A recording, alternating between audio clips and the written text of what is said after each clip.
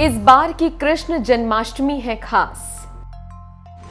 जयंती योग का हो रहा है निर्माण। राशि अनुसार लड्डू गोपाल को किन चीजों का लगाएं भोग? किन लोगों की जिंदगी में कृष्ण जन्माष्टमी लाएगी शुभता? देखिए सिर्फ धर्म ज्ञान पर। नमस्कार, धर्म ज्ञान के दर्शकों का स्वागत है। हमेशा की तरह मैं हूं आपके साथ कविता राणा, मेरे साथ जाने माने एस्ट्रोलॉजर राकेश चतुर्वेदी जी। सर, स्वागत है आपका। जी नमस्कार कविता जी, नमस्कार दर्शकों, सादर अभिनंदन। जिस प्रकार श्रावण मास में महादेव की पूजा आराधना की जाती है, ठीक वैसे ही भादव माह में खासकर श्री कृष्ण की पूजा की जाती है, क्योंकि इसी भादव माह में भगवान श्री कृष्ण ने द्वापर युग में जन्म लिया था और इसी के चलते आज तक जन्माष्टमी का महोत्सव देखिए देश भर में मनाया जाता है। और देखिए इस 30 अगस्त को जन्माष्टमी मनाई जाएगी। लेकिन देखिए इस बार की जन्माष्टमी क्यों खास है? इस बार की जन्माष्टमी इसलिए खास है क्योंकि इस जन्माष्टमी जयंती योग का निर्माण हो रहा है। आखिरकार ये वही योग है जो कि द्वापर युग में जब भगवान श्री कृष्ण का जन्म हुआ था उस वक्त भी इस योग का निर्माण हुआ था और इस 30 अगस्त को भी जयंती योग का निर्माण होगा। इसका ज्योतिष शास्त्र में क्या संबंध है, क्या इसका महत्व है, ये हम चतुर्वेदी जी से जानेंगे। लेकिन इसके साथ साथ ये भी जानने की कोशिश करेंगे कि इस बार की भगवान श्री कृष्ण की ये जन्माष्टमी आपके लिए क्या कुछ लेकर आ रही है और राशि अनुसार आपको भगवान श्री कृष्ण को भोग में क्या चढ़ाना चाहिए।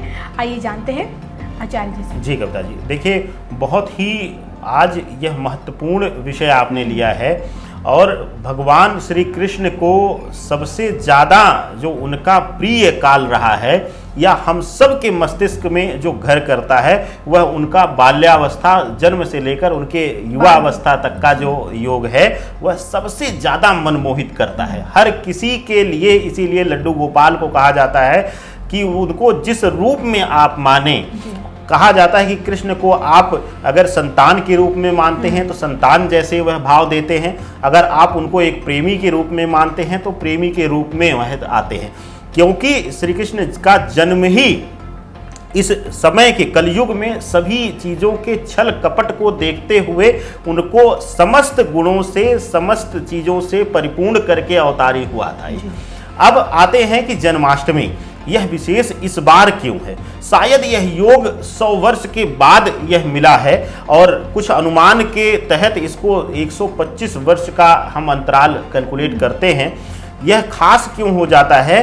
जयंती योग। जयंती योग है क्या? देखिए ज्योतिष शास्त्र में बहुत सारे मुहूर्तों, बहुत सारे विशेष समय को हम कुछ न कुछ योग और कुछ विशेष नाम से उसको दर्जा दे दिए हैं पहचानने के लिए। देखिए हम सब जानते हैं कि इस हमारे ज्योतिष शास्त्र में 2 लग्नों को सबसे स्थिर और शुभ माना गया है।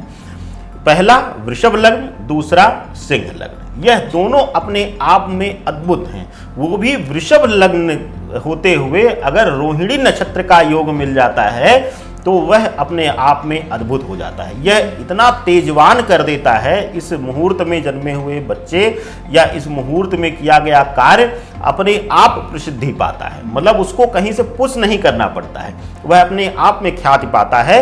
और जयंती योग जो है यह जनन का है, सृजन का योग है। मतलब इसको संहार करते हुए भी कहा गया कृष्ण ने इतनी बड़ी, सबसे बड़ी आज तक की पृथ्वी की महायुद्ध महाभारत का निर्माण कराया और शायद उसके रचयिता वही रहे क्योंकि धर्म का रक्षा करने के लिए उन्होंने यह चक्रव्यूह रचा जिसमें उन दुष्टों को, पापियों को संहार हुआ।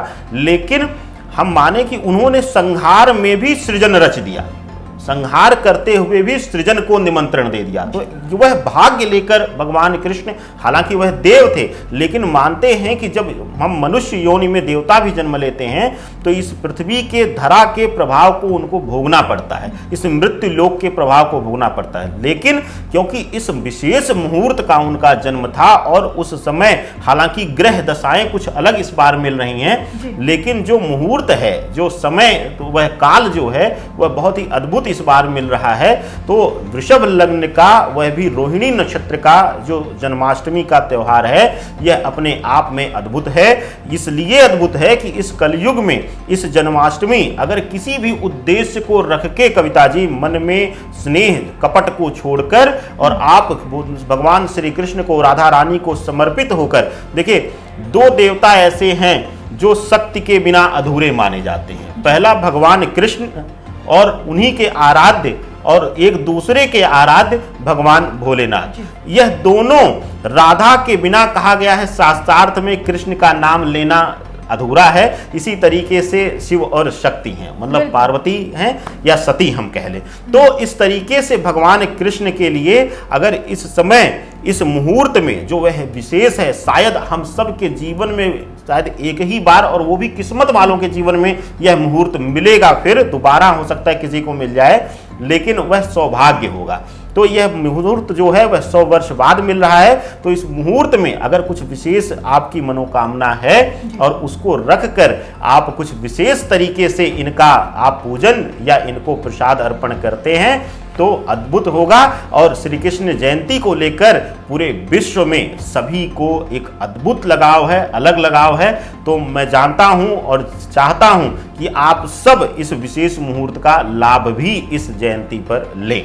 बिल्कुल, हम मुहूर्त पे भी जाएंगे, लेकिन आइए उससे पहले आचार्य जी से समझने की कोशिश करते हैं कि भाई देखिए लड्डू गोपाल की ये जन्माष्टमी 12 की 12 राशियों के लिए यानी कि आपके लिए क्या कुछ लेकर आ रही है, आइए जानते हैं। उसके साथ साथ आचार्य जी आप हमें ये भी बताएगा कि राशि अनुसार इस बार आप भगवान श्री कृष्ण को क्या चढ़ाएंगे। अगर शुरुआत करें मेष राशि से। हाँ, राशिगत तरीके से बात कर लेते हैं, क्योंकि हमारे दर्शकों को यह कई बार शिकायत रह जाती है, हम ग्रही दृष्टिकोण से बता देते हैं तो शिकायत रहती कि राशि गुरुजी नहीं बताए। हम राशिगत तरीके से पकड़ते हैं। अगर मेष राशि को पकड़ते हैं, मेष राशि मंगल के स्वामित्व की है और मेष राशि के लिए इस समय बड़ा शुभता हो रहा है कि अगर आप कहीं से भी आप अगर संतान संबंधी समस्या से गुजर रहे हैं या संतान कहीं से भटकाव में है, पीड़ा में है, तो आपके लिए इस श्री कृष्ण जन्माष्टमी जो देसी गाय होती, क्योंकि आप सबको पता है कि वह एक चरवाहे के घर पले बढ़े थे, तो माँ यशोदा ने उन्हें पाल कर बढ़ाया था, आगे उनके जीवन को किया था। तो उनका जो जीवन ही गुजरा है, जो सबसे जो हम कहते हैं कि लर्निंग पीरियड हम कहते हैं, अध्ययन का जो होता है, वह उनका गुजरा है वह ग्वालों के बीच और गायों के बीच गुजरा है। तो इस दिन अगर आप गौ सेवा करें, गाय को हरा चारा इत्यादि खिलाकर, और गाय देसी गाय के दूध से या घी से बने हुए पदार्थ, मीठे पदार्थ उनको आप चढ़ाते हैं तो आपके लिए शुभता मिलेगी। आप जिस भी लक्ष्य को रखकर आज पूजन करेंगे श्री कृष्ण जन्माष्टमी के दिन और यह प्रसाद चढ़ाएंगे, आपको वह शुभता देंगे। कविता जी। आचार्य जी, वृषभ राशि के लिए। वृषभ राशि वालों के लिए अगर आप आज खीर का सेवन उनको कराते हैं और पंचमेवा उसमें डालकर चावल, क्योंकि आप सबको पता है कि भगवान कृष्ण को, क्योंकि वह विष्णु देव के अवतार हैं, तो उनको सबसे प्रिय है, माँ लक्ष्मी और विष्णु देव को सबसे प्रिय है चावल। तो अगर आप उनको मीठी खीर पंचमेवा के साथ आप अर्पित करते हैं तो आपके लिए वह अद्भुत होगा। कविता जी। मिथुन राशि। मिथुन राशि वालों के लिए आपके लिए अच्छा होगा। इस समय अगर कहीं से भी आपके जीवन में स्ट्रगल है, आपके लिए तनाव आ रहा है, तो आप उनके लिए जो विभिन्न प्रकार के आप ड्राई फ्रूट्स कह लें, उनके साथ मेवों के साथ उनको अगर लड्डू देसी घी से बना हुआ आप अर्पित करते हैं तो आपके जीवन में वह हर तरीके के दुखों को दूर करके, तनाव को दूर करके शुभता देने का काम करेंगे। आचार्य जी, कर्क राशि वालों के लिए कैसा रहेगा? जी, कर्क राशि वालों के लिए बहुत ही शुभता है। इस जन्माष्टमी उनके लिए विशेष करके अगर कर्क राशि वालों को संतान पीड़ा है, नहीं हो रही संतान, यहाँ पे पीड़ा भी नहीं कहेंगे हम, संतान अगर उनको सुख प्राप्त ही नहीं हो रहा है, अगर उस उद्देश्य से अगर वह बात करते हैं तो उनके लिए अद्भुत होगा कि उनको विभिन्न प्रकार के फलों के साथ उनको भोग लगाएं और अखंडित फल हो, मतलब वो टूटे ना हो, काटे ना, आप उनको अखंडित फल प्रसाद चढ़ाएं और उसी का पति पत्नी भोग लगाएं, उससे उनको अद्भुत लाभ मिलेगा, संतान सुख की प्राप्ति होगी अगली जन्माष्टमी तक। सिंह राशि। सिंह राशि वालों के लिए अगर कार्य क्षेत्र में आपके लिए समस्या आ रही है और आपके लिए यह सबसे बड़ा है समस्या कि आपके जीवन में अपने विरोधी अगर कहीं ना कहीं दिक्कत कर रहे हैं, तो इनके लिए आपके लिए सबसे प्रिय है, क्योंकि आप जानते हैं कि भगवान विष्णु को शिव आराध्य के रूप में थे और शिव विष्णु को आराध्य के रूप में मानते थे। तो भगवान शिव को बेल का पत्र और बेल बहुत पसंद है। तो अगर आप इस दिन बेल के फल के साथ अगर हवन करते हैं और बेल का ही फल इनको अर्पित करते हैं प्रसाद में, तो आपके लिए बहुत ही शुभता देने वाला कदम रहेगा। चलिए आगे बढ़ते जान लेते हैं कि कन्या राशि वाले जातकों को जन्माष्टमी के दिन भगवान श्री कृष्ण को क्या भोग लगाना चाहिए। देखिए, कन्या राशि वालों के लिए सबसे शुभ होगा कि यह, आपको पता है कि यह पृथ्वी तत्व है, तो हम सब जानते हैं एक बहुत ही कॉमन प्रसाद में से है, इनके हर जन्माष्टमी पर हर मंदिर में आपको मिल जाएगा। वह होता है कि धनिये का, धनिये का जो लड्डू होता है उससे बना हुआ लड्डू, इनको अगर आप भोग लगाते हैं और इनके साथ राधा रानी को साथ रखकर भी भोग लगाते हैं तो वह अद्भुत लाभ देगा आपको।